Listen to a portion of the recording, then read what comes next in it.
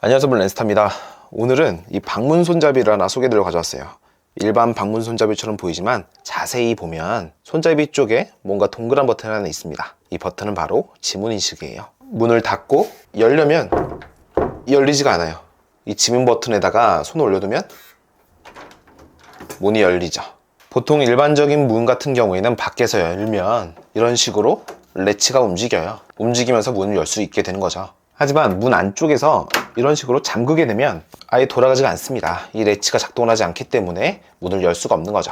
이 도락은 바깥쪽 손잡이를 움직이면 레치가 움직이지 않기 때문에 열리지 않습니다. 하지만 이런 식으로 지문 인식을 하면 돌아가죠. 그리고 나서 바로 레치가 잠겨서 열 수가 없어요. 저는 지금 이런 식으로 이제 옷방에다가 설치를 해뒀어요. 옷방처럼 이런 개인 프라이버시가 중요한 곳에다가 손잡이 도락을 달게 되면 외부에서 쉽게 열 수가 없습니다. 뭐 개인 방이라든지 옷방, 뭐 합숙하는 곳이라든지 그런 곳에 설치하면 굉장히 좋겠죠. 저는 개인적으로 회사에서도 이제 사무실 같은 곳, 그런 곳에다가도 설치하면 좋을 것 같다고 생각을 했습니다. 보통 우리가 생각하는 도어락은 현관에 설치되어 있는 이런 도어락이죠. 물론 지금 제 도어락은 크기가 굉장히 크지만 작은 도어락도 있습니다. 하지만 작은 도어락을 방문 손잡이에 달기엔 좀 그렇죠. 인테리어적으로도 그렇고 관리적인 문제도 생기게 될 거예요. 하지만 이 손잡이처럼 생긴 도어락을 달게 되면 인테리어적으로도 굉장히 만족스럽고 설치하기 부담되지도 않습니다. 설치는 굉장히 간단합니다. 기존 손잡이, 방문 손잡이를 제거한 다음에 그 위치 그대로 이제 손잡이를 새로 달아주면 돼요. 방문 교체 요즘 많이들 하시죠. 드라이버만 있으면 손쉽게 교체할 수 있기 때문에 설치에 있어서는 문제가 없습니다. 기존 손잡이 자리에다가 그대로 넣어주고 길이에 맞게 조절한 다음에 건전지를 넣어주게 되면 끝이에요.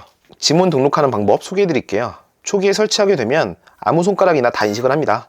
이런 식으로 초록불이 들어오면 열 수가 있어요. 그렇기 때문에 반드시 초기에 설정을 해줘야 돼요. 방문 안쪽, 후면 손잡이 쪽에 보면 작은 구멍이 하나 있습니다. 이 구멍에다가 바늘 같은 걸로 한번 찔러줘야 돼요. 이런 식으로 한번 찔러주게 되면 앞쪽 손잡이 부분에 파란색 LED가 점등됩니다. 이 상태에서 지문을 등록해주면 돼요.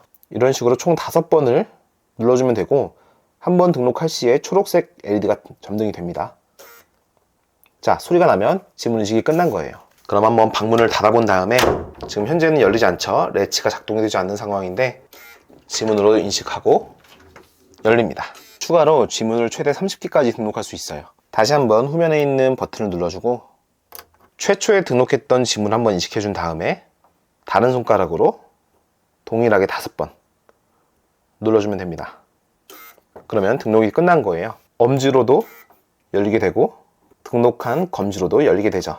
하지만 등록하지 않은 다른 손가락 이런 식으로 빨간색 LED가 점등되면서 작동하지 않습니다. 하지만 이런 식으로 매번 잠기게 되면 불편할 수도 있죠. 그럴 경우에는 상시 열림 버튼이 있어요. 손잡이 후면에 보면 버튼이 하나 나와 있습니다. 이 버튼을 눌러주게 되면 더 이상 잠기게 되지 않습니다. 수시로 열고 닫을 수가 있어요. 레치가 작동을 하죠. 상시 열림 모드를 해제하고 싶다면 다시 한번 눌러주게 되면 소리가 나면서 레치가 작동하지 않으면서 상시 열림 모드가 해제되었어요.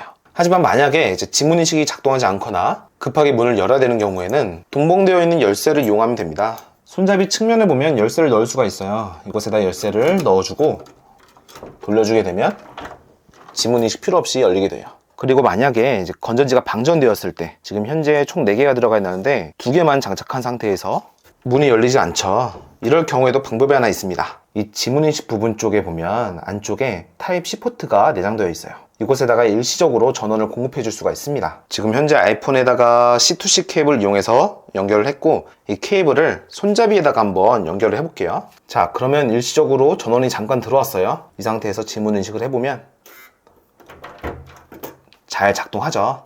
현재 아이폰 전원으로 지문인식 도어락에 전원을 공급해주고 있고 아이폰뿐만 아니라 그냥 뭐 보조 배터리라든지 USB 케이블을 이용해서 전원을 공급해주면 됩니다. 만약에 여러분들도 뭐 사무실이라든지 뭐 방문이라든지 인테리어를 해치지 않고 손잡이를 이용해서 도어락을 만들고 싶으신 분이라면 이런 식으로 방문 손잡이 도어락을 이용해 보시는 걸 추천드립니다. 제품의 자세한 정보는 제가 아래쪽 더보기에 남겨드릴게요.